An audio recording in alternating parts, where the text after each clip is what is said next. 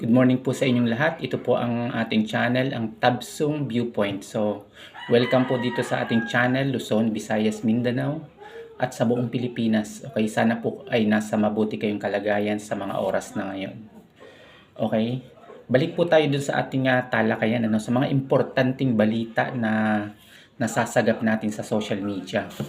So again, familiar ba kayo dito sa bagong headline na to, guys? Ito. Yan. Nababasa ninyo yan. Okay, nakalagay kasi dito sa balita na to sa social media. Nakalagay dito sa headline is Gold, Greed, and 100 billion kleptocrats. Marcoses accused of money laundering in Hong Kong. According po ito kay lawyer Harry Roque. So, napanood ko din po ito yung sa kanyang sa video na pinagsasabi niya doon na meron nga daw pong mga aligasyon ng money laundering na may link dito sa ating mga Marcoses sa Hong Kong. At allegedly meron daw pong whistleblower na at ang binabanggit po doon ay meron 350 tons of gold.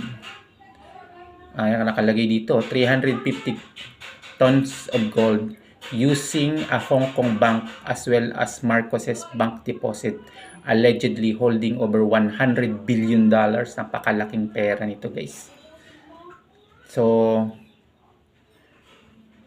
again, ito po ay binunyag ng ni dating spokesperson Harry Roque. So again, dito po sa ating channel, sabi ko nga po sa inyo, lagi ko sa inyong sinasabi na ang importante po dito ay hindi tayo nagsusupport dun sa tinatawag natin mga political personality. Kasi po, hindi po dapat talaga tayo nagsusuporta. Kung bakit? Kasi pag may mga ganitong issue, tapos ipinagtatanggol mo yung politician, so mapapasok ka eh. So dito po sa channel natin, ang tinutulak natin dito is priority natin yung ating bayan. Laging priority yung ating bayan. At sa ganito mga sitwasyon, katulad yan, inaakusan yung ating Pangulo. So again, ang point kasi dito, hindi ko naman pinagtatanggol yung administration ngayon, kasi sabi ko nga, lahat ng nag-aakusa dapat naglalabas ng ebidensya, matibay na ebidensya. At sa tingin ko po yun ang dapat paniwalaan ng taong bayan. Yung akusasyon na may sapat at matibay na ebidensya. Hindi lang po ito basta yung nanggagaling lang sa salaysay ng isang tao or salaysay ng kung sino-sino pa mga nagpapanggap na whistleblower. So hindi po yun kasi puro narratives lang yung mga ganun eh. Kinakailangan po pag once na nag-akusa ang isang tao, lalo na sa administrasyon natin at sa nakaupong presidente, dapat po yan ay back up ng matibay na ebidensya. Okay? Kasi dito po sa ating channel, naniniwala tayo at ang advocacy dito natin, anti-corruption po tayo regardless kung sinong political personality na yan. Kasi unang-una po, yung usapin ng corruption na yan is rooted na po yan ever since pa na nagkaroon ng politika dito sa Pilipinas. Kaya na matinding tinututulan natin yung corruption. Again, kung makakapagpakita po ng matibay na ebidensya dito sa 100 billion dollar na to na money laundering daw na under investigation sa Hong Kong at saka Taiwan. Kaya lang, syempre po, hindi natin maaalis sa ating mga kaisipan na ang pinagmulan ng akusasyon ay Hong Kong. Kilala naman natin po ang Hong Kong na yan po ay China territory na, and then ang Taiwan. So hindi po natin malaman kung ano yung lalim ng tinatawag na expose nito, kung ano yung mga ebidensyang ilalabas. So ang pinaka-the best po na niya, hintayin po natin yung konkretong ebidensya na magpapatunay na talagang yan po ay nangyari at may matibay na ebidensya, saka na po tayo mahahatol dyan sa ganyang balita. Again, kung yan po ay isang accusation at walang matibay na ebidensya na maihaharap yung nag-a-accuse na kagaya po nito ni ni Harry Roque at puro mga ano lang, naratibo, statement na binibitawan, yan po ay mananatiling ano lang yan, maituturing sa ngayon na paninira sa gobyerno at yan po ang maituturing nating pamumulitika.